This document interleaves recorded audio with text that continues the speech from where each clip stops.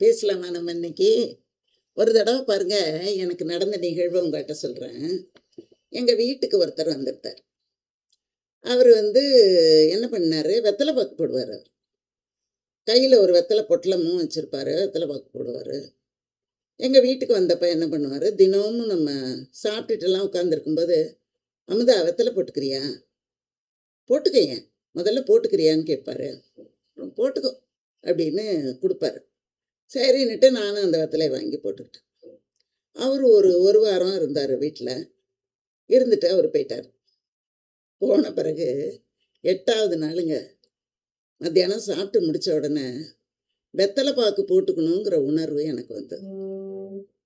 இது வரைக்கும் நான் போட்டதே கிடையாது. ஒருத்தர் ஒரு வாரம் தான் இருந்தார் எங்கள் வீட்டில்.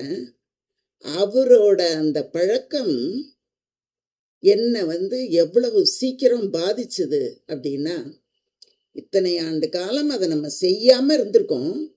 ஆனால் அது என்னை பாதிச்சு. வெத்தலை போட்டுக்கணும் அப்படிங்கிற ஒரு உணர்வை தூண்டிக்கிட்டே இருக்கு அந்த உணர்வு. ஆனால் நான் ஒரு வாரம் தானே பண்ணேன், சும்மா ஒரு பேருக்கு தானே போட்டுக்கிட்டேன். அது எப்படி அமைஞ்சது பாருங்க.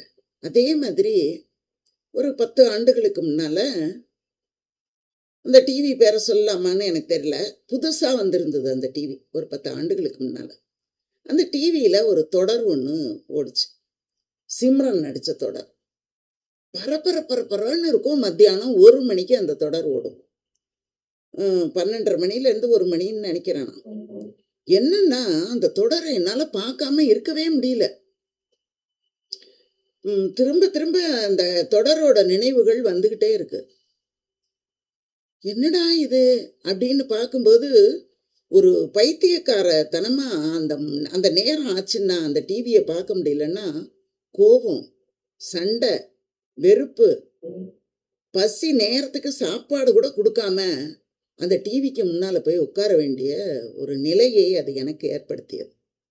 அப்போ நான் பார்த்தேன், நாம் டிவியை பார்க்குறோமா, இல்லை டிவி நம்மளை அதிகாரம் பண்ணுதா, அது அதனுடைய ஆதிக்கத்துக்குள்ளே நம்மளை கொண்டு வருதா, நம்மளோட ஆதிக்கத்தில் அது போகிறோமா அப்படின்னு நான் பார்த்த உடனே அன்னைக்கு நிறுத்தினேன். நான் ட்ராமா பார்க்குறத கம்ப்ளீட்டாக நிறுத்திட்டேன். எந்த ட்ராமாவும் எதுலேயும் பார்க்குறதே கிடையாது. எப்பவுமேங்க நல்ல பழக்கங்கள், தீய பழக்கங்கள், எந்த பழக்கமாக இருந்தாலும் அது என்ன பண்ணுன்னா, நல்ல பழக்கம் கொஞ்சம் நமக்கு வர்றது கொஞ்சம் கஷ்டம்தான். ஏன்னா அதுக்கு நாம் கொஞ்சம் நம்மளை அதுக்கு கொடுக்கணும். அப்போ தான் நல்ல பழக்கம் நமக்கு வரும். ஆனால் கெட்ட பழக்கம் அப்படிங்கிறது கறி ஒட்டுற மாதிரி. கறி இருந்ததுன்னா எந்த இடத்துல இருந்தாலும், அது எந்த துணியாக இருந்தாலும் பட்டுன்னு ஒட்டிக்கும். இந்த வாயில் மென்று துப்புறாங்களே பபிள்கம், அது எங்கே கிடந்தாலும் பட்டுன்னு ஒட்டிக்கும். ஆனால் நல்ல பழக்கங்கள் அப்படிங்கிறது அந்த மாதிரி கிடையாது. அது அவ்வளோ சட்டுன்னு வராது. அதே மாதிரி எனக்கு நடந்த இன்னொரு நிகழ்வையும் உங்களுக்கு நான் சொல்கிறேன் பாருங்க. ஒருத்தவங்க இருந்தாங்க, எனக்கு தெரிஞ்சவங்க தான் அவங்களும். அவங்க என்ன பண்ணுவாங்கன்னா, ஒரு 10-20 ஆண்டுகளுக்கு முன்னால் நடந்த செய்தியை நான் உங்களுக்கு சொல்கிறேன். அதுக்கு முன்ன கூட இருக்கும். என்ன பண்ணுவாங்க அப்படின்னா, கொஞ்சம் ஏழ்மை தான் அவங்க. மாதம் ஒரு 3 நாணக்குழா, அவங்கக்கிட்ட செயின்லாம் ஒன்றும் கிடையாது, ஒரு 3 நாணல் குழா அந்த செயினில் கோக்குறது. மாதம் 1 வாங்க முடிஞ்சால் 1 வாங்குவாங்க, 2 வாங்க முடிஞ்சால் 2 வாங்குவாங்க, 3 வாங்க முடிஞ்சால் 3 வாங்குவாங்க. ஆனால் அதிகப்படியாக அவங்களால 3 தான் வாங்க முடியும். அதை வாங்கி அப்படியே கோத்துக்கிட்டே வந்தாங்க. பார்த்தீங்கன்னா ஒரு வருஷத்துக்குள்ளாரங்க நல்லா அந்த இது வரைக்கும் வந்துட்டு, அவங்க செயினே இல்லாதவங்க அதுக்கப்புறம் அந்த செயின் போட்டுட்டு போகிற மாதிரி ஆச்சு.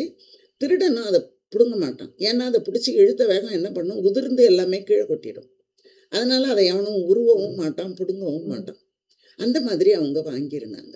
அது ஒரு நல்ல பழக்கம் அவங்களுக்கு வந்திருந்தது. இந்த மாதிரி நல்ல பழக்கம் அப்படிங்கும்போது அதுக்கு நமக்கு ஒரு பிடிவாதம் வேணும். பிடிவாதம் இருந்தால் தான் அதை நம்ம செய்ய முடியும். அந்த மாதிரி ஒரு நாளைக்கு 10 ரூபாய் அப்படின்னு சேர்த்து வைக்கிறது அப்படிங்கிற ஒரு பழக்கம் வந்தது. கடைக்கு போயிட்டு காய்கறி வாங்கிட்டு, மளிகை வாங்கிட்டு வரும்போது 10 ரூபாய் எடுத்து போடுறது.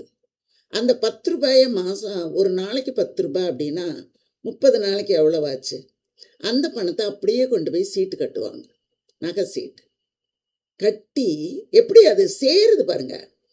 தினம் 10 ரூபா ஒரு நாளைக்கு கடைக்கு போகிற காசை எடுத்து வச்சிடுறது. 10 ரூபா எடுத்து வச்சு அடுத்த மாதம் வந்தோன்னா அதை கொண்டு போய் நகைச்சீட்டு கட்டுறது.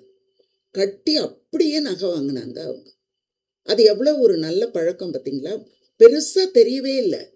நாளடைவில் அவங்களோட நகையினுடைய அளவு ரொம்ப அதிகமாச்சு. ரொம்ப ஆச்சரியப்பட்டோம் நாங்களாம்.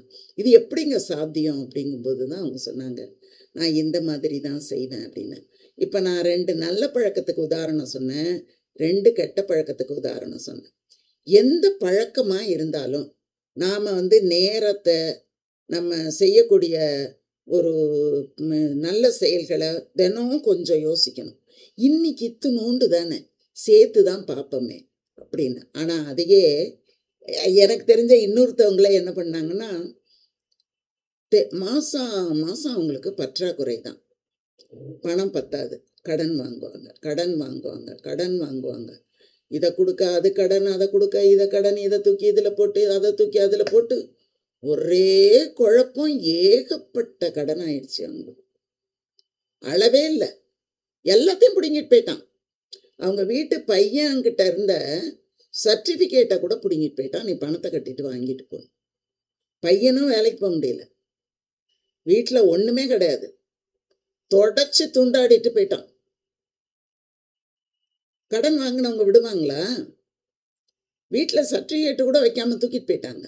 அப்போ அது எதில் கொண்டு வந்து விட்டுருக்கு? அடுத்த வாழ்க்கையை நம்ம வாழ விடாமல் கொண்டு வந்து விட்டுருக்குங்கிறத நாம் நினச்சி பார்க்கணும். இது நான் எதுக்காக உங்களுக்கு சொல்கிறேன் அப்படின்னா, இந்த கடுகளவு நாம் செய்யக்கூடிய ஒரு மாற்றம், அது நல்ல மாற்றமாகவும் இருக்கலாம், கெட்ட மாற்றமாகவும் இருக்கலாம். அது என்ன பண்ணுன்னா, இந்த மாற்றம் நல்ல மாற்றமாக இருந்தால் மலையளவு நாம் உயர்வோம். அது கெட்டதான மாற்றமாக இருந்தால் பள்ளத்தாக்கில் போய் விழுந்துருவோம். எழுந்திருக்கவே முடியாத அளவுக்கு நமக்கு ஆயிடும். அதனால் ஒவ்வொரு நாளும் நாம் என்ன பண்ணணும்னா, நம்ம என்ன செய்ய போகிறோம், இன்னைக்கு ஒரு நல்லதாவது செய்வோம்.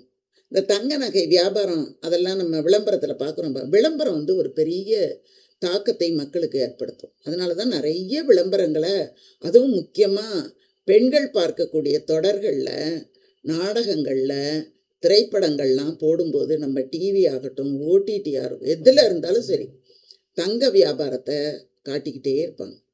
ஏன்னா வாங்கணும் வாங்கணும் வாங்கணும்னு பெண்களுக்கு ஒரு ஆர்வம் ஏற்படுத்தணும், அதில் தான் முதலீடு பண்ணணும் அப்படின்ட்டு. இப்போ நம்ம ஒரு 2-3 நாளைக்கு முன்னால் வணக்கம் தமிழா நிகழ்ச்சியில் சோமவள்ளியப்பன் அப்படிங்கிற ஒரு நிதி ஆலோசகர் சொல்லியிருந்தார், தங்கம் வாங்கணும். தங்கத்தை நீங்கள் எப்படி வாங்கணும் அப்படின்னா, தங்கத்தில் நிறைய வேலைப்பாடுகள் இருக்கக்கூடாது. இருந்தால் சேதாரம் நமக்கு அதிகமாகிடும். 1,00,000 ரூபாய் கொடுத்து நம்ம தங்கம் வாங்கினா 85,000 ரூபாய்க்கு தான் நம்ம தங்கம் வாங்கினதா பொருள். ஏன்னா ஜிஎஸ்டி எல்லாம் கட்டி முடிச்சிருவோம், செய்கூலி போயிடும், சேதாரம் போயிடும், எல்லாம் போனால் 85,000க்கு தான் நம்ம வாங்கிட்டு வரோம். அந்த மாதிரி வாங்கக்கூடிய தங்க நகைகள் நமக்கு எப்பவுமே நிரந்தர முதலீடாக இருக்கும். அது நமக்கு ஒரு சொத்தாக இருக்கும். அதனால எல்லாரும் தங்கம் வாங்குங்க. தங்கத்தில் ஏற்ற இறக்கம் இருந்தாலும் ஒரு மாதத்துக்கு 1 கிராம் 1/2 கிராம் அந்த மாதிரியாவது நீங்கள் தங்கம் வாங்குங்க அப்படின்னு அவர் சொன்னார். அந்த மாதிரியான விளம்பரங்களை நம்ம பார்க்கும்போது அது நமக்கு ஒரு பெரிய பாதிப்பை ஏற்படுத்தும். நாம் அதை செய்வோம்.